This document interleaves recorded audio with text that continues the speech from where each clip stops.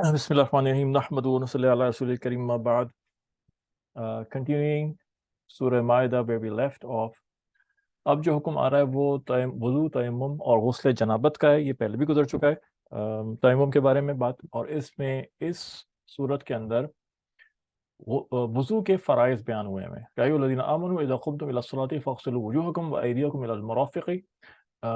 ए ईमान वालो, जब तुम नमाज पढ़ना चाहो और खड़े हो नमाज के लिए, तो फिर अपने चेहरों को धो, अपने हाथों को कोहनियों तक धो। वमसहु बिरुऊसिकुम, सर का मसा करो। व अर्जुलकुम इलल कअबैनि, और पाँव को धो टखनों तक। ये 4 फ़राइज़ हैं। सुन्नत तरीक़ा इसके अलावा है। सुन्नत में 3-3 दफ़ा चेहरों को धोना, हाथों को धोना, पाँव को धोना, फिर उसके अलावा मुंह में कुल्ली करना और नाक में पानी डाल के नाक साफ़ करना। गर्दन का मसा भी आ जाता है इसके अंदर, कानों को, और सब कुछ इसमें। तो सुन्नत तरीक़ा अपनी जगह पे एक अलग है, और हमें वुज़ू सुन्नत तरीक़े से ही करना है। लेकिन यहाँ पे फ़राइज़ बयान हो गए, यानी कि इनमें से एक भी चीज़ अगर कम होगी, एक दफ़ा चेहरा धोना, उसकी एक मिक़दार मुतय्यन है, और एक-एक दफ़ा दोनों हाथों को कोहनी तक धोना, एक दफ़ा मसा करना, एक-एक दफ़ा पाँव धोना, ये फ़राइज़ हैं। और यानी कि इनमें से एक भी चीज़ कम हुई तो वुज़ू होगा ही नहीं। अब इसकी ज़रूरत क्यों पड़ती है इसकी? हम एक जब हम पढ़ते थे शुरू में, तो हमें समझ में नहीं आता था कि ज़रूरत क्यों पड़ रही है इसकी। तो जब सुन्नत तरीक़ा मुतय्यन है तो बस आदमी सुन्नत तरीक़े पे करे। तो ये फ़ुक़हा ने मुतय्यन किया कि ये जो है फ़राइज़ में से हैं, और इसी तरह से हर चीज़ के फ़राइज़, वाजिबात और सुन्नतें और मुस्तहबात सारे उन्होंने गौर ख़ौफ़ करके मुतय्यन किया और बताया कि इसमें क्या चीज़ें कितनी ज़रूरी हैं। कभी ज़रूरत पड़ जाए। अब इस उम्मत को अल्लाह ने निकलने के लिए बनाया, इस उम्मत को अल्लाह ने दावत के लिए बनाया। ये फिरती रहेगी, काम करती रहेगी, कहीं पानी है, कहीं पे नहीं है। जब तक हम सफ़र नहीं करेंगे, बहुत सारी चीज़ें हमें समझ में नहीं आती। हम तो दीन में लगे जब अमेरिका में थे, तो वहाँ तो किसी चीज़ की कमी नहीं है, हमें कुछ समझ ही नहीं आता था इन चीज़ों का।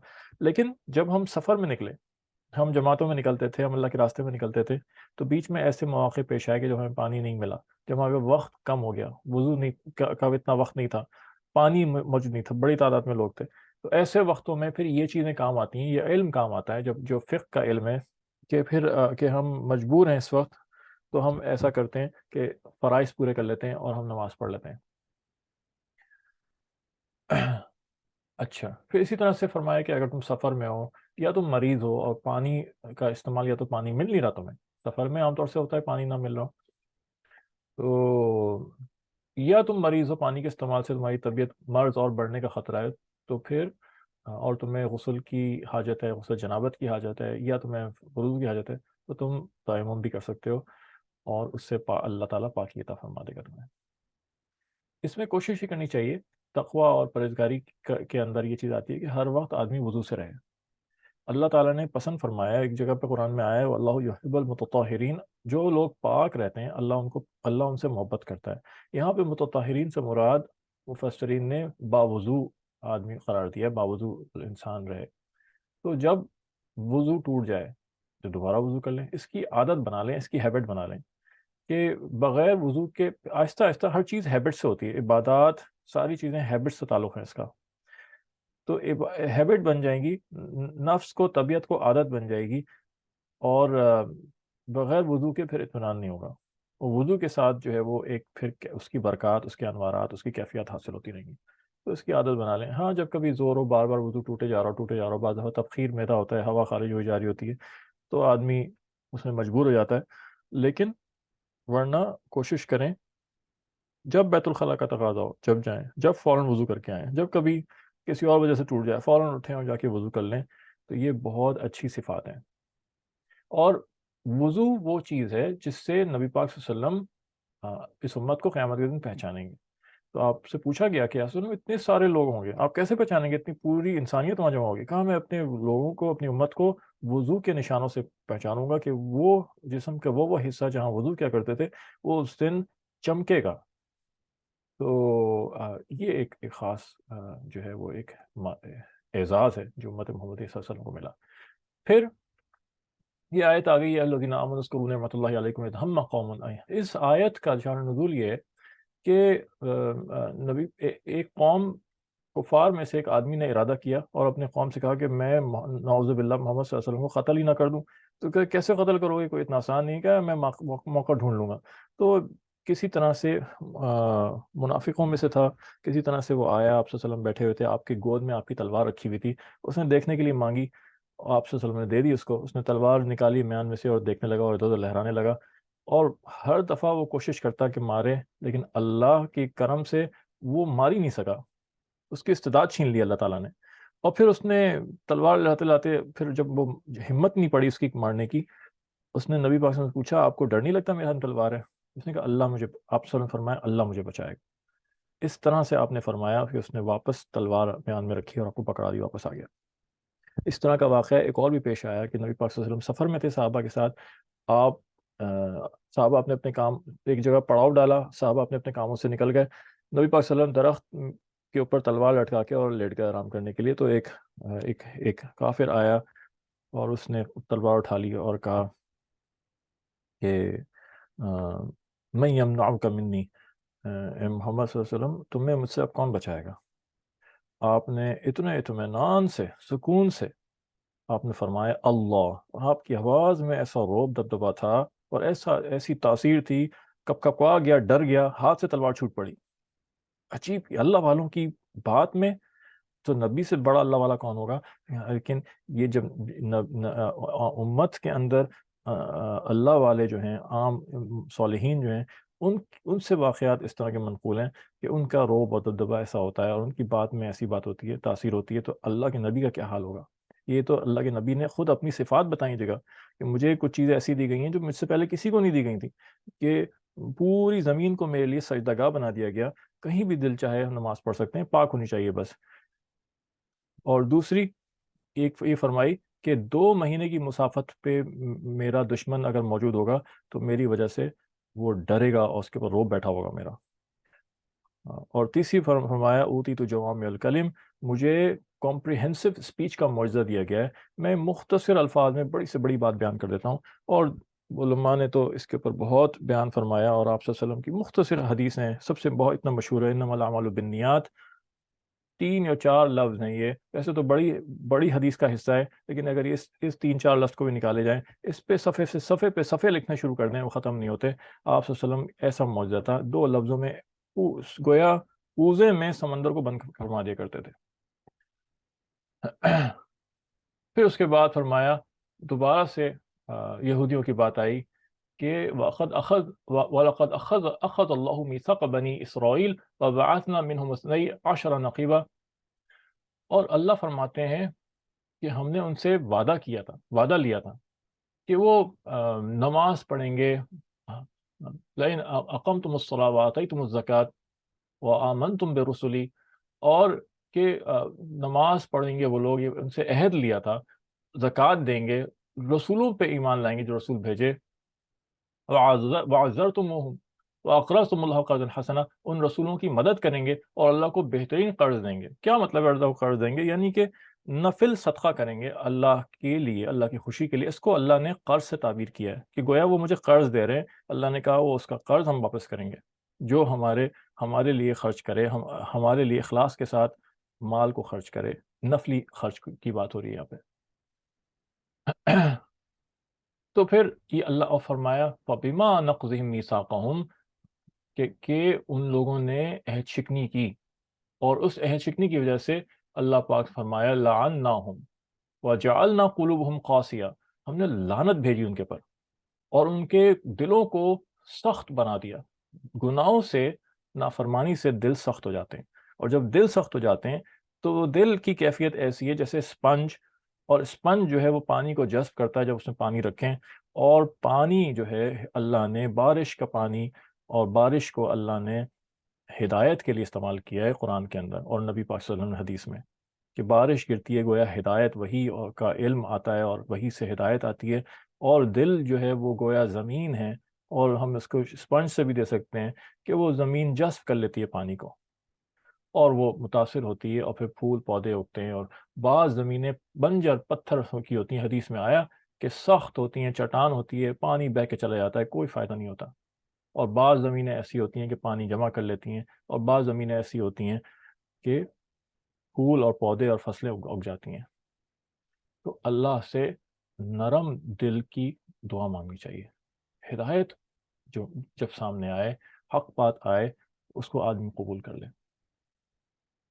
تو یہ دعا مانگنے کا حضرت عبداللہ ابن مسعود رضی اللہ تعالیٰ عنہ کے غالباً قول ہے، اطلب قلبک عند ثلاثۃ مواطن، 3 موقعوں پر تم اپنے دل کو ٹٹولو۔ عند سماع القرآن، جب قرآن پڑھا جا رہا ہو تو دیکھو دل کی کیا کیفیت ہوتی ہے۔ فی مجالس ذکر، اللہ کی ذکر کی مجلسیں ہو رہی ہوں، چاہے تسبیحات پڑھی جا رہی ہوں، چاہے بیان ہو رہا ہو، یہ سب اللہ کا ذکر ہے، تو دیکھو قلب کی کیا کیفیت ہے۔ وہ فی اوقات الخلوہ، اور تنہائی کے موقع پہ دیکھو، جب تم تنہا بیٹھے ہو، وہ تنہائی کا موقع ہوتا ہے اللہ سے جڑنے کا۔ تنہائی کے موقع میں تمہاری قلب کی کیا کیفیت ہے۔ پھر فرماتے ہیں فَإِن لَمْ تَجِدُوا فِي هَذِهِ الْمَوَاقِعِ فَاسْأَلُوا اللَّهَ أَن يَمُنَّ عَلَيْكَ بِقَلْبٍ فَإِنَّهُ لَا قَلْبَ لَكَ۔ اگر ان 3 موقعوں پہ تم اپنے دل کو حاضر نہیں پاتے، لگ نہیں رہا دل، پریشان ہو رہا ہے، قرآن سننے میں مزہ نہیں آ رہا، اللہ کے ذکر سے طبیعت الجھ رہی ہے، تو فرماتے ہیں پھر اللہ سے مانگو کہ تمہیں دل دے دیں، کہ تمہارے پاس دل ہی نہیں، تو بہت پریشانی والی بات ہے۔ پھر یحرفون الکلم عن مواضعہ ونسوا حظا مما ذکروا بہ، پھر وہ بتایا وہی بات دوبارہ سے اللہ تعالیٰ بار بار یہ باتیں اللہ تعالیٰ یاد دہانی کرا رہے ہیں۔ قرآن میں تکرار ہے کیونکہ نصیحت ہے، زندگی گزارنے کا طریقہ ہے، اور انسان نسیان سے بھول جاتا ہے، تو بار بار اللہ مختلف موقعوں پہ آیت نازل فرمائی، بار بار یاد دلا رہے ہیں، دیکھو یہ ایسے لوگ ہیں، دیکھو یہ ایسے لوگ ہیں، دیکھو یہ تمہارے دوست نہیں ہو سکتے، دیکھو یہ ان کی یہ حرکتیں ہیں، ان پہ بھروسہ نہیں کر سکتے، یہ ہمارے کلام کو بدل دیتے ہیں، تحریف کر دیتے ہیں اس کے اندر۔ اس کے شان نزول کے اندر بھی ایک واقعہ ہے کہ یہود کے اندر 2 مرد اور عورت شادی شدہ تھے، انہوں نے زنا کر لیا۔ تورات کے اندر بھی شادی شدہ زانیوں کا وہی حکم ہے جو امت محمدیہ صلی اللہ علیہ وسلم کے اندر، جو شریعت محمدیہ صلی اللہ علیہ وسلم میں، کہ ان کو سنگسار کر دیں گے، رجم کر دیں گے، پتھر مار مار کے مار دیں گے۔ تو یہودیوں نے تحریف کر دی، آپس میں کہتے تھے کہ بڑے ان میں سے کوئی بڑا جو ہے وہ جرم کرتا تھا تو اس کو سزا نہیں دیتے تھے، جو چھوٹے عام عوام الناس جرم کرتے تھے اس پہ سزا جاری کر دیتے تھے۔ تو پھر لوگوں نے اس پہ شور مچانا شروع کیا کہ بھئی یہ بادشاہ کے بچوں کو اور جو ہے بڑے نوابوں کو تم کیوں نہیں سزا دیتے ہو، اور بیوروکریٹس کو کیوں نہیں سزا دیتے ہو تم، اور منسٹرز کو کیوں نہیں سزا دیتے ہو، ہمیں کیوں دے رہے ہو سزا۔ تو پھر آپس میں بیٹھ کے سوچا کہ اچھا ایسا کرتے ہیں، کوئی ایسی سزا رکھ لیتے ہیں جو سب پہ جاری ہو سکے، تو اچھا ایسا کرتے ہیں ان کو کوڑے مار دیتے ہیں، کوڑے مارنے کی اور رسوا کرنے کی، گدھے پہ بٹھا کے منہ کالا کر کے، یہ تو اس طرح کی حرکتیں کروا دیتے ہیں، تو یہ سب پہ جاری ہو جائے گی، اور یہ اپنی آپس میں مل کر بدل دیا قرآن تورات کا حکم، اور یہ نافذ کر دیتے تھے۔ تو آپ صلی اللہ علیہ وسلم کے زمانے میں ایک مقدمہ لایا گیا یہود کا کہ مرد اور عورت شادی شدہ تھے، آپس میں زنا کر لیا انہوں نے۔ تو آپ صلی اللہ علیہ وسلم نے پوچھا کہ تورات میں کیا، آپ چونکہ ریاست مدینہ قائم کی تھی، اور سب نے اس کے اوپر راضی ہوئے تھے اور سب سے معاہدے ہوئے تھے، تو آپ کے پاس فیصلے لائے جاتے تھے، تو آپ نے فرمایا تورات میں کیا حکم ہے؟ تو یہودیوں نے جھوٹ بول دیا کہ تورات میں تو یہ حکم ہے کہ کوڑے مارے جائیں اور رسوا کر دیا جائے بس۔ تو عبداللہ ابن سلام رضی اللہ تعالیٰ عنہ، جو بہت بڑے علماء میں سے تھے یہود کے اور اسلام لے آئے تھے، انہوں نے فوراً پکڑا، انہوں نے کہا تم جھوٹ بولتے ہو، اللہ نے تورات میں یہ کہا ہے، تورات میں تو رجم کا حکم ہے، لاؤ تورات کی طرح لے کر آؤ۔ وہ لے کر آئے اور پھر کھولی، اور جو رجم کی آیت تھی ظالموں نے اس کے اوپر انگوٹھا رکھ دیا، انگوٹھا رکھ کے چھپا کے باقی آیتیں دکھا رہے ہیں، کہتے ہیں انگوٹھا تو ہٹاؤ یہاں سے۔ اور اس کے بعد آیت رجم کے تحت نبی پاک صلی اللہ علیہ وسلم نے فتویٰ دیا اور فیصلہ دیا، اور ان کو رجم کر دیا گیا۔ تو یہ حرکتیں جو تھیں کیا ہمارے یہاں نہیں ہوتی؟ بڑوں بڑوں کو چھوڑ دیا جاتا ہے، منسٹرز کو کوئی ہاتھ نہیں ڈال سکتا، چھوٹے چھوٹوں کو پکڑ کے چھوٹے چھوٹے جرم پہ بڑی بڑی سزائیں دے دی جاتی ہیں، بڑوں بڑوں کی بڑی بڑی جرم پہ چھوڑ دیا جاتا ہے، معاف کر دیا جاتا ہے۔ تو یہ اللہ کے عذاب کو بلانے والی چیزیں ہیں، اور عذاب ہی تو ہے اللہ کا، اور کس سے ہم گزر رہے ہیں۔ پھر فرمایا، پھر نصارہ کی بات آ گئی کہ نصارہ نے بھی اپنا عہد بھلا دیا۔ اس صورت شروع ہی اسی سے، اوف بعہدکم، شروع ہی آپ کو یاد ہوگا اس بات سے ہوئی تھی کہ جو عہد اللہ سے کیا ہے اور جو عہد کیا ہوا ہے تم نے کسی سے بھی کیا اس عہد کو پورا کرو. تو یہاں پھر عہد کا ذکر آ رہا ہے. یہ بات ذہن میں رکھنے والی ہے کہ یہاں پہ فبما نقضہم میثاقہم کا حکم ہے یہودیوں کے بارے میں کہ یہودیوں نے عہد شکنی کی. ان کو یاد تھا عہد, انہوں نے جانتے بوجھتے توڑا. یہود حق کو پہچانتے تھے. آگے آیتیں آئیں گی کسی صورت میں کہ نبی پاک صلی اللہ علیہ وسلم کو فرمایا کہ یہ آپ کو اپنے بیٹوں سے زیادہ اچھی طرح جانتے ہیں کہ آپ اللہ کے رسول ہیں اور آپ کو پیغام حق ہے. تو ان کے اوپر غضب اللہ کا نازل ہوا, عذاب نازل ہوا, اور قیامت میں بھی ان پہ ہوگا. اور عیسائیوں کے بارے میں جیسا کہ سورہ فاتحہ میں بھی تھا کہ وہ گمراہ ہیں, بھول گئے, گمراہی میں مبتلا ہو گئے. اور جو ہے یہاں پہ بھی یہی ذکر فرمایا کہ یہ جو ہے کہ ان نصارى اخذنا میثاقهم فنسوا, اور ہم نے ان سے عہد لیا تھا کہ پابندی کرو گے ہمارے حکموں کی, اور وہ بھول گئے اور گمراہ ہو گئے, اور ان کی بھی تحریف ہو گئی. اور اس تحریف کے اندر یہودیوں کا ہاتھ ہے, کیونکہ یہودیوں میں تو حضرت عیسیٰ علیہ السلام آئے تھے, اور ان میں سے جو حضرت عیسیٰ علیہ السلام پہ ایمان لے آئے وہ پھر آگے انہوں نے اپنے آپ کو نصارہ کہنا شروع کر دیا, لیکن اصل میں وہ یہودیوں میں ہی تشریف لائے تھے. ہم نے بھی عہد کیا ہوا ہے کہ جب ہم کلمہ پڑھتے ہیں نا, لا الہ الا اللہ محمد رسول اللہ, اس کلمے میں ہم نے اللہ سے عہد کیا ہوا ہے کہ یا اللہ, چونکہ ہم آپ کو الہ مان رہے ہیں, ایک الہ مانا ہوا ہے اپنے آپ کو, تو جو آپ حکم دیں گے ہم پورا کریں گے. اور محمد رسول اللہ, اے اللہ ہم یہ مانتے ہیں کہ نبی پاک صلی اللہ علیہ وسلم آپ کے رسول ہیں اور آپ کے بندے اور رسول ہیں, اور اسی کے اندر یہ بھی چھپا ہوا ہے اور ہے موجود کہ آخری نبی اور رسول ہیں. تو اے اللہ ہم ان کی باتوں پہ بھی چلیں گے, ان کی سنت پہ چلیں گے. یہ عہد اس کے اندر پوشیدہ ہے. کلمہ پڑھنے کا اور پڑھانے کا مقصد یہی ہے کہ ایک عہد کر رہا ہوتا ہے. ہم بھی یہ عہد بھول گئے. پھر فرمایا قد جاءکم من اللہ نور و کتاب مبین, تمہارے پاس اللہ کی طرف سے نور آیا اور ایسی کتاب آئی جو بہت واضح بیان کرنے والی ہے. یہاں نور سے مراد اللہ کے نبی صلی اللہ علیہ وسلم ہے, اور وہ نور نور ہدایت ہے. بعض لوگ اس کو لے جاتے ہیں کہ نبی پاک, دیکھو نبی پاک صلی اللہ علیہ وسلم کو نور کہا ہے, آپ بشر تھوڑی تھے, انسان تھوڑی تھے, آپ تو نور سے بنے ہوئے تھے. بھائی یہاں پہ نور سے مراد یہ نہیں ہے, کسی بھی تفسیر میں یہ نہیں لکھا ہوا, ہر جگہ پہ یہی لکھا ہوتا ہے, اور یہی بات ہوتی ہے کہ آپ ہدایت کے نور تھے. اس سے مراد ہدایت کا نور ہے, کیونکہ خود قرآن نے یہ فرمایا ہے کہ قل انما انا بشر مثلکم, سورہ کہف کے اندر آخر میں آتا ہے کہ آپ فرما دیں میں تمہاری طرح ایک بشر ہوں, ایک آدمی ہوں. تو اور یہاں تمہاری طرح سے مراد یہ کہ جیسے تم گوشت پوست کے آدمی ہو اور مٹی سے بنے ہوئے ہو, میں بھی ویسے ہی بنا ہوں. لیکن نبی پاک صلی اللہ علیہ وسلم ظاہر ہے عام آدمی تو نہیں تھے, آپ تو خاص الخاص, آپ تو سید الانبیاء, وجہ تخلیق کائنات آپ کی وجہ سے کائنات بنائی گئی ہے, آپ سارے انبیاء کے سردار تھے. حضرت عبداللہ ابن حضرت عباس رضی اللہ تعالیٰ عنہ آپ کی موجودگی میں تعریف فرما رہے تھے آپ کی کہ یا رسول اللہ وسلم, آپ کی وجہ سے حضرت آدم علیہ السلام کو معاف کر دیا گیا, ان کی خطا کو. آپ کی وجہ سے ابراہیم علیہ السلام کو آگ سے نکالا گیا. آپ کی وجہ سے یونس علیہ السلام کو مچھلی کے پیٹ میں سے نجات ملی. اور اس طرح ساری آپ کی بڑائی بیان کر رہے ہیں, تعریف کر رہے ہیں. آپ صلی اللہ علیہ وسلم خاموش سن رہے ہیں, اور نبی کبھی بھی کوئی غلط بات خاموش نہیں سن سکتا. نبی پاک صلی اللہ علیہ وسلم کو پیدا فرمانا تھا, آپ کا نور موجود تھا, آپ کی وجہ سے اللہ سبحانہ تعالیٰ نے پوری کائنات بنائی ہے, اور اس میں کوئی مبالغہ نہیں. پھر فرمایا لقد کفر الذین قالوا ان اللہ هو المسیح ابن مریم. پھر نصارہ کی جو گمراہی تھی وہ بیان کی, کہ وہ کہتے ہیں نعوذ باللہ معاذ اللہ کہ اللہ جو ہے وہ عیسیٰ ہے, مسیح عیسیٰ ابن مریم ہے. نعوذ باللہ, اللہ فرماتے ہیں یہ کفر کی بات ہے. کفر کیا تو ان میں سے اب مختلف فرقے بن گئے. کوئی کہتا ہے نعوذ باللہ عیسیٰ خدا ہیں, کوئی کہتا ہے خدا کا بیٹا ہے, کوئی کہتا ہے کہ تین خدا ہیں, تثلیث کا عقیدہ ہے, اللہ, عیسیٰ اور مریم تینوں خدا ہیں نعوذ باللہ. کوئی تیسرے میں اللہ, عیسیٰ علیہ السلام اور جبرائیل علیہ السلام کو بنا دیتا ہے the father, the son and the holy ghost. اور اس طرح کے پتہ نہیں کتنے کتنے عجیب عجیب قسم کے ان کے عقیدے ہیں, اور یہاں اللہ نے سب کی نفی فرما دی گئی.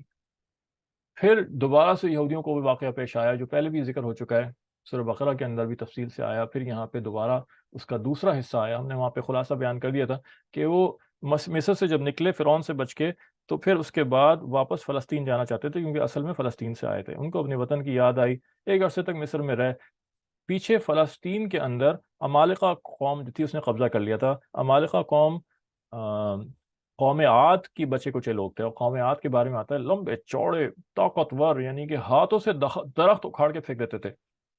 تو اس کے بچے کچے لوگ تھے. تو وہ وہاں جب پہنچے تو ان کی طرف سے حکم آیا, اللہ کی طرف سے حکم آیا موسیٰ علیہ السلام کو کہ ان سے کہو کہ وہاں جانا ہے اور جہاد کرنا ہے. ہم نے طے کر دیا, مقدر کر دیا کہ یہ فلسطین تمہیں مل کے رہے گا, تمہارا ہے, بس تمہیں عمل کرنا ہے. یہ عمل اللہ کی سنت ہے, بیٹھے بٹھائے کچھ نہیں ملتا کبھی بھی. جب سورہ مریم میں آئیں گے یہ سنتیں پہچاننا ضروری ہے, کیا ہے یہ اللہ کے قوانین, کیا ہے اللہ کا قاعدہ, کیا ہے.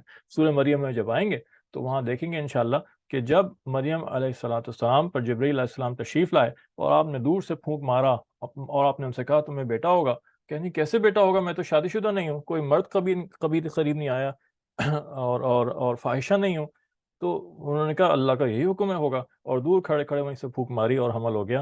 اور پھر 9 مہینے کب تک کون انتظار کرتا, وہ فوراً کے فوراً, یہ بھی معجزہ تھا, وہ حمل میچور ہوا اور ولادت کے آثار نمودار ہوئے, اور وہ درد ہوا اور تڑپ گئیں. اور تو اللہ نے کہا, فرشتے کو بھیجا, فرشتے نے کہا کہ وہ کھجور کے درخت ہے نا, وہاں جاؤ, وہاں لیٹو, وہاں بیٹھو, اور وہاں پانی بھی بہہ رہا ہے, اس سے اپنے آپ کو پیو اور پاک صاف کرو, اور کھجوریں کھاؤ اور تنا ہلاؤ, اور تنا ہلاؤ کھجوریں گریں گی اور اس سے کھجوریں کھاؤ. یہ الفاظ آتے ہیں. تو ایک سوال اٹھتا ہے کہ حاملہ عورت, پریگننٹ عورت, وہ کیسے کھجور کا درخت کا تنا مرد ہلائے تو نہیں ہلے, دو مل کے ہلائے تو نہیں ہلے, کسی نے ہاتھ لگایا تو بتاؤ کہ کتنا سخت طریقے سے جمع ہوتا ہے اور اس میں لچک بھی نہیں ہوتی. تو ایک عورت کیسے ہلائے, اور وہ بھی پریگننٹ عورت. لیکن اللہ کو عمل کروانا مقصود ہے کہ تم ہاتھ تو لگاؤ, گرانا ہمارا کام ہے. اسی طرح سے حضرت ابراہیم علیہ السلام اور اسماعیل علیہ السلام نے جب بیت اللہ شریف بنوایا ان سے اللہ نے, تو اللہ نے کہا آواز لگاؤ اور کھڑے ہو کے بلاؤ لوگوں کو. سو یہاں کون ہے قریب میں, نہ لاؤڈ سپیکر, نہ وائرلیس سسٹم, کچھ بھی نہیں, اور وہاں کوئی آبادی نہیں, آس پاس کہیں کہیں چٹیل پہاڑ, ویران جگہ. تو اللہ فرماتے ہیں کہ تم آواز تو لگاؤ, پہنچانا ہمارا کام ہے. لوگ آئیں گے اونٹنیوں پہ, گھوڑوں پہ بیٹھ کے اور آ کے حج کریں گے. تو اللہ حرکت چاہتے ہیں, کام کروانا چاہتے ہیں. تو ان سے کہا کہ تمہارے لیے لکھ دیا گیا ہے فلسطین, تم حاکم ہو گئے, تمہیں اندر جانا ہے اور لڑنا ہے بس. تو انہوں نے 2 جاسوسوں کو بھیجا, 2-3 چند جاسوسوں کو بھیجا کہ جاؤ جا کے چیک کر کے تو آؤ بنی اسرائیل نے. وہ گئے, جا کے دیکھا اتنے لمبے چوڑے لوگ, اور ڈر گئے اور بھاگ کے آئے, اور آ کے حضرت موسیٰ علیہ السلام, یہ تو بہت خطرناک قوم ہے, اور یہ تو قوم جبارین ہے, اور موسیٰ ہم تو نہیں جائیں گے وہاں پہ اندر. تو حضرت موسیٰ نے کہا کہ خاموش خاموش جاؤ, خبردار تم کسی سے کہنا نہیں کہ کس قسم کے لوگ ہیں وہ, ورنہ تمہارے کہنے سے یہ لوگ ڈر جائیں گے, کوئی بھی اندر نہیں جائے گا. تم بالکل یہ بات اپنی امانت رکھنا کہ تم کیا دیکھ کر آئے ہو. سب نے بددیانتی کی, جا کے بتا دیا. 2 لوگ تھے, ان میں سے ایک تو یوشع ابن نون تھے اور ایک اور کوئی تھے. یوشع ابن نون کو بعد میں جو ہے وہ پیغمبری بھی ملی. یہ دونوں نے امانت رکھی, کسی کو نہیں بتایا, باقی سب نے جا کے سارا راز فاش کر دیا. اور وہ قوم, ان کے بارے میں اللہ نے پھر فرمایا کہ وہ ڈر گئے اور ان کا قالوا موسیٰ انا لن ندخلها ابدا ما داموا فيها, جب تک وہ لوگ موجود ہیں ہم تو نہیں جانے والے اندر. فاذهب انت وربك فقاتلا انا هاهنا قاعدون, اور اتنی گھٹیا بات کہی کہ جس کی کوئی حد نہیں, کہ اے موسیٰ تم اور تمہارا رب چلے جائیں لڑنے کے لیے, ہم تو یہیں بیٹھے ہیں, ہم نہیں جانے والے کہیں. تو اس پہ اللہ پھر عذاب نازل ہوا اور حکم ہوا کہ 40 سال تک حرام ہے تم پہ کہ تم یہاں سے جا سکو اور اپنے شہر میں داخل ہو سکو. اور 40 سال کے لیے وادی تی میں قید کر دیے گئے. صحرا سینا میں ایک وادی ہے جس کا نام وادی تی تھا, اس صحرا میں قید ہو گئے, چلتے رہتے تھے. 18 میل کا وہ رقبہ تھا جس کے اندر وہ قید تھے, چلتے رہتے تھے. وہاں سے واپس مصر جانا چاہتے تھے کہ اب تو یہاں تو ہم نہیں جائیں گے فلسطین.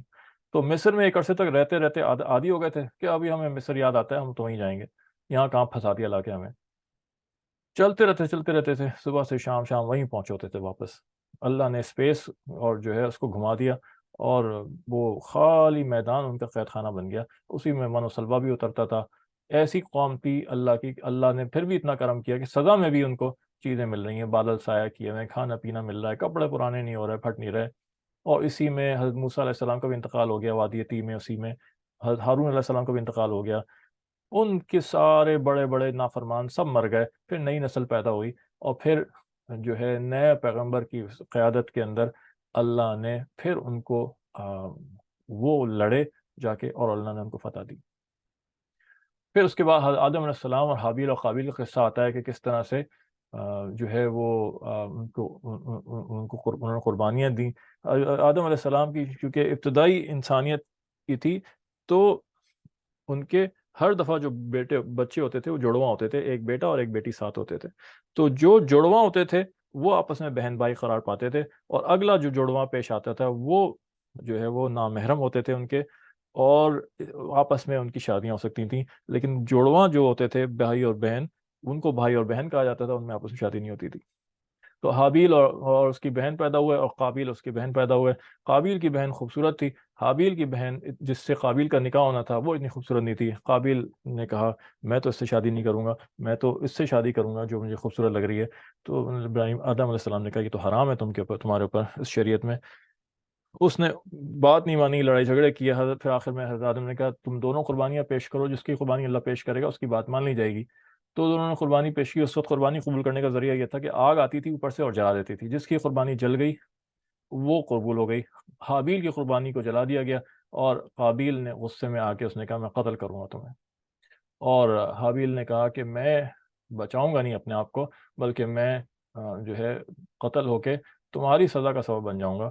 اور یہی ہوا، اس نے قابیل نے قتل کر دیا اپنے بھائی کو، اور پھر اللہ نے کوے کو بھیجا۔ اس کو سمجھ میں نہیں آیا، دنیا میں پہلا قتل یہ ہوا ہے، اور یہ اللہ نے فرمایا کہ جو کوئی اچھی چیز جاری کرے گا اور لوگ اس کی اتباع کریں گے، تو اس ساری آخر تک قیامت تک جب اس اچھی چیز کا اتباع ہوتا رہے گا، اس کا اجر کی ایک کاپی اس شخص کو بھی ملے گی جس نے ابتدا کی، نبی پاک صلی اللہ علیہ وسلم نے فرمایا۔ اور اگر کسی نے غلط بات شروع کی اور پھر لوگوں نے اس کی اتباع کرنی شروع کر دی، تو اس سارے غلط کاموں کا ایک صلہ اور پنشمنٹ اس کو بھی ملے گی، اور اس کے کھاتے میں جائے گا وہ۔ تو قابیل نے پہلا قتل دنیا میں کیا، اور یہ اکثر بعض دفعہ بھول جاتے ہیں، یاد رکھنا مشکل ہوتا ہے کہ حابیل نے قتل کیا یا قابیل نے کیا۔ تو قابیل کا قا اور قاتل کا قا ایک جیسا ہے، اسے یاد رکھنے میں آسانی ہو جائے گی کہ قاتل قابیل ہے۔ اور جو ہے یہ پورا قصہ یہاں بیان ہوا۔ پھر آ جاتا ہے ڈاکوؤں کے بارے میں احکام۔ ایک ہوتے ہیں چور، ایک ہوتا ہے ڈاکو۔ ڈاکو وہ جو اسلحہ لے کر آتے ہیں اور کھلے عام آتے ہیں، اور چور وہ ہوتا ہے جو چپکے سے چیز چرا رہا ہوتا ہے، اور سوائے چور چپکے سے چیزوں کے لے جانے کے ڈراتا نہیں ہے، دھمکاتا نہیں ہے، اور جانی نقصان نہیں پہنچاتا۔ جبکہ ڈاکو جو ہیں وہ سارے کام کرتے ہیں، ڈراتے دھمکاتے ہیں، ہراس کرتے ہیں، اور جانی نقصان بھی پہنچاتے ہیں اور مالی نقصان بھی پہنچاتے ہیں۔ تو یہاں پہ چار ان کو سزائیں سنائی دی ہیں، چار ان کا حکم، چار احکام میں ان کے، اور مفسرین اور فقہا کا اس پر اتفاق ہے تقریباً کہ یہاں پہ یہ سارے احکام ڈاکوؤں کے آئے ہیں۔ اگر وہ صرف قتل کرتے ہیں تو اس کی سزا میں ان کو بھی قتل کر دیا جائے گا۔ اگر وہ قتل کرنے کے ساتھ ساتھ مال بھی لوٹتے ہیں ڈاکو، تو ان کو سولی دی جائے گی، اور اگر صرف مال لوٹتے ہیں قتل نہیں کرتے تو ان کے ہاتھ پاؤں کاٹ دیے جائیں گے مخالف سمت سے، یعنی کہ سیدھا ہاتھ اور الٹا پاؤں۔ اور اگر صرف انہوں نے ڈرایا دھمکایا ہے اور قتل نہیں کیا، نہ مال لوٹا ابھی تک، اور پکڑے گئے، تو انہیں یا دو ان کے آپشنز ہیں، یا تو ان کو قید کر دیا جائے گا جیل میں جب تک وہ توبہ نہ کر لیں، نہیں نکالا جائے گا، یا ان کو جلا وطن کر دیا جائے گا، ملک سے ہی باہر پھینک دیا جائے گا اٹھا کے۔ اور اتنا شدید جرم ہے یہ کہ ڈاکو جو ڈاکہ ڈالتے ہوئے مقابلے میں مار دیا جائے، مر جائے، فرمایا حکم ہے اس کا کہ اس کی نماز جنازہ جائز نہیں ہے، بغیر نماز جنازہ کے دفنایا جائے گا۔ اتنا شدید، اتنا بڑا گناہ ہے۔ اور پھر چوری کی سزا آ جاتی ہے، والسارق والسارقة فاقطعوا أيديهما جزاء بما كسبا نكالا من اللہ۔ سارق چوری کرنے والا مرد، اور سارقہ چوری کرنے والی عورت، چور اور چورنی، دونوں کی سزا سنائی دی کہ ان کے دونوں کے ہاتھ کاٹ دیے جائیں گے، ان کا سیدھا ہاتھ کاٹ دیا جائے گا گٹوں تک کلائی سے، اور یہ اللہ کی طرف سے ان کی سزا ہے۔ اور پھر اگر دوبارہ وہ چوری کرتے ہیں تو پھر ان کا بایاں پیر، لیفٹ فٹ، ٹخنوں تک وہاں سے کاٹ دیا جائے گا۔ اور پھر اس کے بعد اگر پھر چوری کرتے ہیں تو پھر اب اختلاف ہے، کسی کے نزدیک جو ہے وہ جیل میں بند کر دیا جائے گا ان کو، یا کوئی اور سزا دے دی جائے گی، اور کسی کے نزدیک پھر بایاں ہاتھ اور پھر دایاں پیر، اور اس طرح جو ہے اس میں اختلافات ہیں فتووں میں۔ یہاں ایک اور بات دیکھنے والی ہے جو میں نے بار بار بیان کی اور پھر بیان کر رہا ہوں، قرآن کی ترتیب میں بھی حکم اور اس میں بھی حکمت شامل ہوتی ہے۔ یہاں پہ سارق مرد کو پہلے رکھا گیا ہے اور پھر عورت لائی گئی ہے۔ دوسری جگہ پہ آگے آئے گی کہیں آیت جس میں زانی اور زانیہ کا حکم بیان کیا ہے، اور جن کو کیا کہتے ہیں، اگر وہ الزانیۃ والزانی فاجلدوا کل واحدۃ منہما جلدۃ مئۃ جلدہ، جو غیر شادی شدہ مرد اور عورت زنا کریں ان کی سزا کوڑے ہیں، 100 کوڑے ان کو مارنا ہے۔ وہاں پہ اللہ نے زانیہ کو پہلے رکھا ہے اور زانی کو بعد میں رکھا ہے، عورت کو پہلے رکھا، مرد کو بعد میں رکھا۔ یہاں اللہ نے مرد کو پہلے رکھا، عورت کو بعد میں رکھا۔ مفسرین نے اس میں بڑی زبردست حکمت بیان فرمائی۔ انہوں نے کہا کہ چوری کرنا بہت بڑی بہادری کا کام ہے، کمزور دل کا، کمزور آدمی، انسان چوری نہیں کر سکتا اتنی آسانی سے۔ تو عورت چونکہ فزیکلی بھی کمزور ہوتی ہے اور ڈرپوک بھی ہوتی ہے مرد کے مقابلے میں، وہ بغیر مرد کی مدد کی اور سپورٹ کی کر نہیں سکتی۔ تو یہاں مین کلپرٹ اور مین پلیئر جو ہے مرد ہے، تو اس کو پہلے رکھا اور اس کو سب سے زیادہ اس کو الزام دیا، اور یہ رکھ کے بتایا کہ اس کی وجہ سے اس کو بھی شے ملی، اور اس کی موجودگی میں اس نے اور مدد سے اس نے کیا ہے، سزا دونوں کو برابر ملے گی، لیکن یہاں مین پلیئر جو ہے وہ سارے مرد ہیں۔ زانیۃ والزانی میں زانی عورت کو پہلے رکھا ہوا ہے۔ وہاں بتانا یہ مقصود ہے کہ اگر عورت جب تک بری نہ ہو، عورت اگر انوائٹ نہ کرے، عورت اگر جو ہے سپورٹ نہ کرے، تو مرد کی ہمت نہیں ہو سکتی کہ وہ اس طرح کی حرکت کرے اور آگے بڑھے۔ یہاں پہ جو ہے کیا کہتے ہیں، اس زنا کی بات ہو رہی ہے، زنا جس میں دونوں راضی ہوتے ہیں اس کو زنا کہتے ہیں۔ جس میں جو جبر ہوتا ہے، زنا بالجبر کہتے ہیں، جسے ریپ کہتے ہیں، اس میں عورت جو ہے وہ زانیہ نہیں کہلاتی، وہ تو مظلومہ ہے۔ تو جو کنسینشول سیکس ہوتا ہے، جس میں دونوں مل کے ارادے کے ساتھ زنا کرتے ہیں، اس کے اندر جب تک عورت شہ نہ دے، مرد کی مجال نہیں ہو سکتی کہ وہ آگے بڑھے۔ اگر عورت شٹ اپ کال دے دے تو مرد کچھ کر نہیں سکتا۔ تو لہٰذا اور عورت کے اوپر یہ بھی ہوتا ہے کہ اس نے پردہ نہیں کیا ہوا، یا اس نے اپنی خوبصورتی ظاہر کی ہوئی ہے، اور وہ جو ہے وہ انکریج کر رہی ہے، تو اللہ نے وہاں پہ اس کا نام پہلے رکھا کہ وہ مین کلپریٹ ہے وہاں پہ۔ پھر اللہ نے یہاں پہ یہودیوں کا دوبارہ سے بات آئی کہ وہ کتابوں میں تحریف کرتے تھے اور کتابوں کو بدل دیتے تھے، بار بار اللہ نے یہ فرمایا، اور جھوٹ بولنے والے تھے اور وغیرہ وغیرہ، وہی باتیں دوبارہ اللہ نے ان کے بتائیں۔ یحرفون الکلم من بعد مواضعہ، بدل دیتے تھے اللہ کے حکام ادھر سے ادھر، ادھر سے ادھر۔ وَيَقُولُونَ إِنْ أُوتِيتُمْ هَذَا فَخُذُوهُ وَإِن لَمْ تُؤْتَوْهُ فَاحْذَرُوا، وہ کہتے تھے اگر تم کو یہ حکم ملے تو اس کو لے لینا، اور اگر کچھ اور حکم ملے جو مرضی کرو تو اس کو نہ لینا اور اس سے پرہیز کرنا، وغیرہ وغیرہ وغیرہ، اس طرح کی حرکتیں کرتے تھے۔ اور پھر دوبارہ سے وہی بات آ گئی کہ ایھا الذین آمنوا لا تتخذوا اليهود والنصارى اولیاء بعضهم اولیاء بعض، کیونکہ شدید یہ خطرہ تھا اس بات کا کہ امت بہت زیادہ ان سے مغروب ہو جائے گی، بہت زیادہ ان سے گھل مل جائے گی۔ بار بار بار بار اللہ یہ فرما رہے ہیں ہرگز دوستی مت کرنا، بلکہ یہ تمہارے دوست نہیں ہوں گے، بلکہ یہ تو ان میں سے یہ ایک دوسرے کے دوست ہیں۔ وَمَن يَتَوَلَّهُم مِّنكُمْ فَإِنَّهُ مِنْهُمْ، اور جو کوئی شخص مسلمانوں میں سے کوئی ان سے دلی دوستی گاڑ لے اور ان کے ساتھ اٹھنا بیٹھنا کرے، تو وہ انہی میں سے سمجھا جائے گا، بس ہم تو ان کو اسی سے ٹریٹ کریں گے۔ ان اللہ لا يهدي القوم الظالمین وَتَرَى الَّذِينَ فِي قُلُوبِهِم مَرَضٌ يُسَارِعُونَ فِيهِمْ يَقُولُونَ نَخْشَىٰ أَن تُصِيبَنَا دَائِرَةٌ، کیا بات اللہ کہہ رہے ہیں، کتنی فٹ ہو رہی ہے ہم پہ۔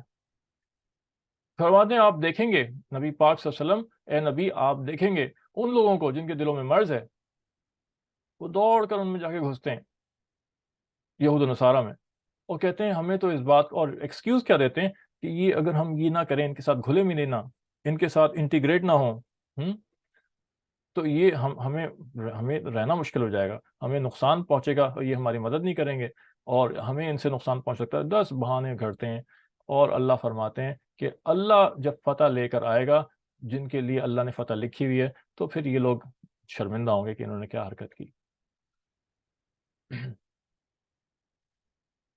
اور پھر مومنین کی 4 صفات اللہ پاک یہاں بیان فرماتے ہیں،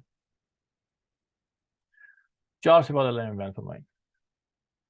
کیا بیان فرمائی؟ کہ ایک تو اللہ یہ فرما رہے ہیں الذین آمنوا من یرتد منکم عن دینہ فسوف یأتی اللہ بقوم یحبہم ویحبونہ۔ اگر ایمان والو، اگر تم دین سے پھر جاؤ گے تو تم اللہ پہ کوئی نقصان نہیں کر سکتے، اللہ مستغنی ہے، بلکہ اللہ تمہاری جگہ کوئی اور قوم پیدا فرما دے گا جو مسلمان ہو کے آ جائیں گے، اور وہ تمہارے جیسے نہیں ہوں گے۔ اور ان کی کیا صفات بتائی کہ کیا ایمان کی صفات ہیں؟ کہ وہ اللہ سے محبت کریں گے، اللہ ان سے محبت کرے گا، وہ اللہ سے محبت کریں گے۔ اذلۃ علی المؤمنین اعزۃ علی الکافرین، وہ مومنین پہ آپس میں نرم دل ہوں گے، ایک دوسرے کو سپورٹ کریں گے، اور کافرین پہ سخت ہوں گے۔ ہماری حالت تو الٹی ہو گئی ہے، ہم تو غیر مسلموں کے ساتھ بہت ہنس ہنس کے اور اچھی طرح سے بات کر رہے ہوتے ہیں، اور وہ ایک دوسرے کو جو ہے کے ساتھ ہم سخت دلی کا برتاؤ کر جاتے ہیں کئی دفعہ۔ یجاہدون فی سبیل اللہ، وہ جہاد کریں گے اللہ کے راستے میں، ولا یخافون لومۃ لائم، ملامت کرنے والوں سے نہیں ڈریں گے۔ یہ بچنے کی ضرورت ہے، یہ ایمان کی صفات ہے۔ کیا کیا معاشرہ کیا کہے گا اگر ہم نے کر لیا؟ کیا منہ دکھائیں گے لوگوں کو؟ اور رشتہ دار کیا کہیں گے؟ تم نے تو داڑھی رکھ لی، تم تو حجاب کرنے کے آ گئی، نقاب کرنے لگی، پردہ کرنے لگی، ہم رشتہ داروں میں کیا منہ دکھائیں گے؟ کیا ساری ہر انسان، ہر مسلمان ملامت سے ڈر رہا ہے۔ بھائی ملامت کس چیز کی؟ اللہ کے لیے کر رہے ہیں، اللہ کے لیے تو ملامت برداشت کرنی ہی پڑے گی، ہر زمانے میں ایسا ہی ہوا ہے، اور اس کے بنا کام چل نہیں سکتا، روحانی ترقی ہو نہیں سکتی، اللہ کا قرب مل نہیں سکتا۔ اور پھر یہ بات فرمائی کہ اے ایمان والو، جو لوگ تمہارے دین کا مذاق اڑاتے ہیں ان کو ہرگز دوست مت رکھنا۔ اور یہاں پہ تو خاص یہود و نصارہ کی بات ہو رہی ہے، لیکن قرآن کی آیتیں نزول کے اعتبار سے خاص ہوتی ہیں، یہ ایک اور تفسیر کا اصول ہے، لیکن مطلب کے لحاظ سے عموم ہوتی ہیں۔ وہ کوئی موقع بنتا ہے خاص ان کے نازل ہونے کا، لیکن عموم سب کے لیے ہے۔ تو یہود و نصارہ بھی مذاق اڑائیں، اور آج کل تو مسلمان مذاق اڑاتے ہیں۔ تو یہ حکم دیا کہ ہرگز ایسے لوگوں سے دین نہ رکھو جنہوں نے اللہ کے دین کو کھیل بنا لیا، مذاق اڑاتے ہیں۔ اذا نادیتم الی الصلاۃ اتخذوها ہزوا ولعبا، جب تم نماز کے لیے پکارے جاتے ہو تو ہنسی کھیل بنا لیتے ہیں۔ آج سنت حلیے کو ہنسی کھیل بنایا ہوا ہے، داڑھی کا مذاق کر رہے ہوتے ہیں، مسواک پہ مذاق کر رہے ہوتے ہیں، اونچی شلوار پہ مذاق کر رہے ہوتے ہیں۔ بہت شدید خطرے کی بات ہے، اور زبان کو سنبھالنے کی بات ہے کہ ایمان سے کھیل رہے ہوتے ہیں۔ پھر ان عیسائیوں کے بارے میں بات ہوئی جو بڑے اچھے دل کے تھے، اور وہ سارے مسلمان ہو گئے۔ کوئی بھی سلیم القلب یہودی یا عیسائی ایسا نہیں ہوگا جو سلیم القلب ہو، اچھے دل کا ہو، اور وہ اسلام نہ لایا ہو۔ یہ سلیم القلب کی نشانی ہے۔ اور یہودیوں میں سے تو اللہ نے اعلان فرما دیا کہ بہت کم، پیچھے کی آیتوں میں گزرا ہے کہ آپ ان میں سے بہت کم دیکھیں گے جو ایمان لائیں گے۔ وہ سخت دل تھے، ان کے دل سخت ہو چکے تھے بدتمیزی اور بےحودگی کی وجہ سے۔ اور یہ حبشہ کے عیسائیوں کے بارے میں، جب حبشہ ایک ہجرت کر کے جماعت گئی، اور نجاشی وہاں کے بادشاہ تھے، اور جعفر طیار رضی اللہ تعالیٰ عنہ نے لیڈ کیا، اور پھر منافق وہاں پہ مشرک پہنچ گئے، مشرکین مکہ، اور شکایت کی کہ یہ آپ ان سے پوچھیں یہ عیسائیوں کے بارے میں کیا عقیدہ رکھتے ہیں۔ تو انہوں نے تو کہا ہم ان کو پھنسواتے ہیں کہ یہ تو کہتے ہیں عیسیٰ علیہ السلام صرف اللہ کے نبی اور بندے تھے، اور عیسائی تو ان کو بیٹا مانتے ہیں یا خدا مانتے ہیں، ہم ان کو وہاں سے مار کے نکلواتے ہیں۔ وہاں پہنچ گیا مشرکین مکہ کا ایک وفد، اور جا کے بادشاہ نے بلوایا، اور حضرت جعفر طیار رضی اللہ تعالیٰ عنہ نے سورہ مریم کی آیت تلاوت کی، اور اس کو سن کے بادشاہ کے بھی آنسو بہے، اور وہاں عیسائیوں کے بھی آنسو بہے۔ اور یہاں اللہ نے وہی ذکر کیا کہ وَإِذَا سَمِعُوا مَا أُنزِلَ إِلَيْهِ إِلَى الرَّسُولِ تَرَىٰ أَعْيُنَهُمْ تَفِيضُ مِنَ الدَّمْعِ مِمَّا عَرَفُوا مِنَ الْحَقِّ، جب انہوں نے سنا اللہ کی آیتیں تو آنسو بہ نکلے ان کی آنکھوں سے کہ وہ پہچان لیا کہ یہ حق تھا۔ اور جب تلاوت ختم ہوئی تو نجاشی نے صاف بول دیا کہ حضرت عیسیٰ علیہ السلام اتنے ہی ہیں جتنے اس میں بیان ہوا، نہ اس سے بڑے نہ اس سے کم۔ اور وہ وفد ناکام اپنا منہ لے کے لوٹا، اور نجاشی نے اسلام قبول کر لیا، اور انہوں نے اپنا حکمت کی وجہ سے انہوں نے اپنا اسلام چھپا کے رکھا، اور جب ان کا انتقال ہوا تو اللہ کے رسول صلی اللہ علیہ وسلم نے ان کی نماز جنازہ فرمائی۔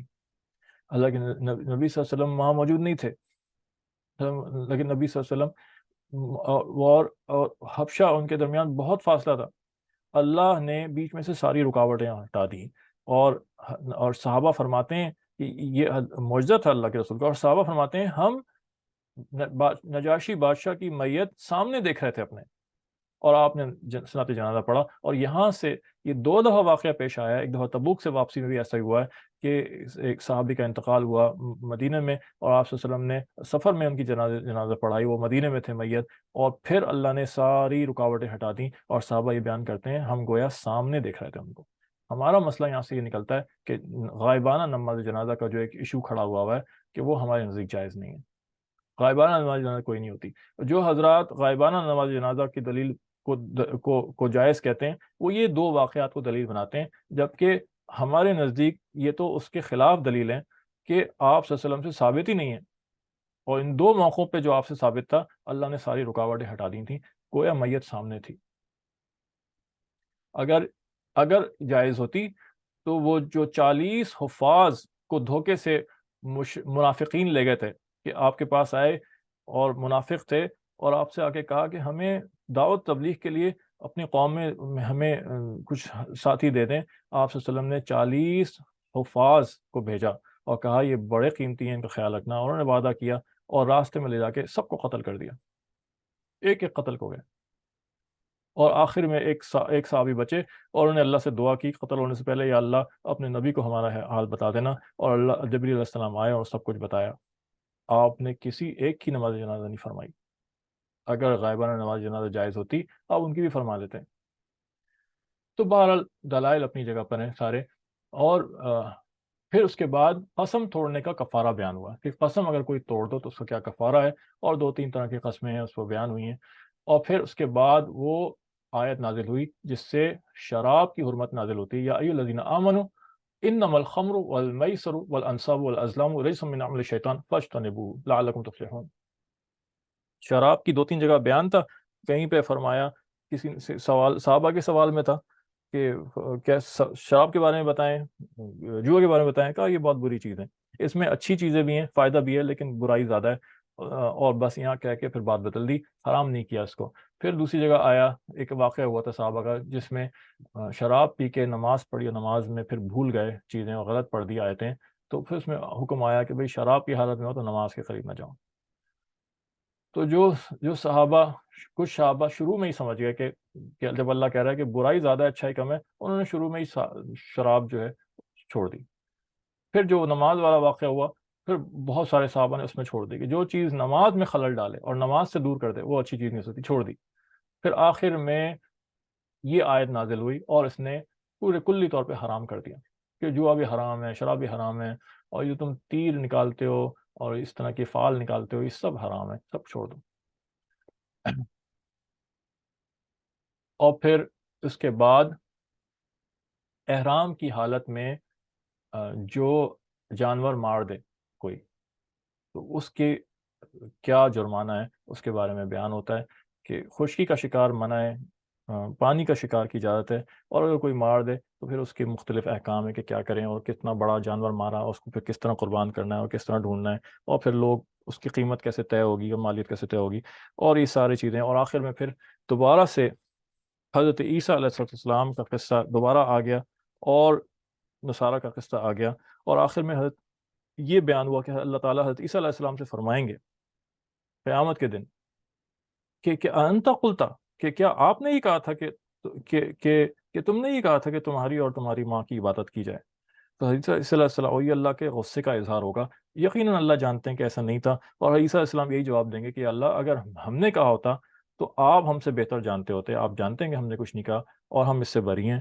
اور یہ اللہ تعالیٰ ان نصارہ پہ جو شرک کر رہے ہیں ان پہ غصے کا اظہار اس طرح فرمائیں گے، اور عیسیٰ علیہ السلام فرمائیں گے کہ یا اللہ آپ ہر پوشیدہ بات کو جانتے ہیں جو میرے دل میں پوشیدہ ہیں، اور میں پوشیدہ باتوں کو نہیں جانتا، یقیناً آپ کو حق باتوں کا پورا پورا علم ہے۔ اور پھر اسی قیامت کے دن کے تذکرے کے اوپر اس صورت کا اختتام ہوتا ہے۔ یہاں پہ ہماری الحمدللہ سورہ مائدہ ختم ہوتی ہے۔ کل سے انشاءاللہ سورہ انعام شروع ہوگی۔ اللہ تعالیٰ ہمیں عمل کی توفیق عطا فرمائے۔ اللہم لک الحمد کما انت اہل، وصلی وسلم علی محمد کما انت اہل، وافعل بنا کما انت اہل، فانک اہل التقوی والمغفرہ۔ اللہم ارنا الحق حقا وارزقنا اتباعہ، وارنا الباطل باطلا وارزقنا اجتنابہ۔ اللہم آتنا واہدی بنا وجعلنا سببا للمہتدی۔ یا اللہ ہمارے اس بیٹھنے سننے کو قبول فرما لیجئے، اور جو کچھ ہم نے پڑھا سیکھا اس کی سمجھ عطا فرما دیجئے، جو کچھ ہم نے سمجھا اس پہ عمل کرنے کی توفیق عطا فرما دیجئے، ہم سے دین کا کام دے لیجئے، ہمارے سینوں کو ہدایت کے لیے کھول دیجئے۔ صلی اللہ تعالیٰ علی حبیب محمد بارک وسلم۔ آمین آمین آمین یا رب العالمین۔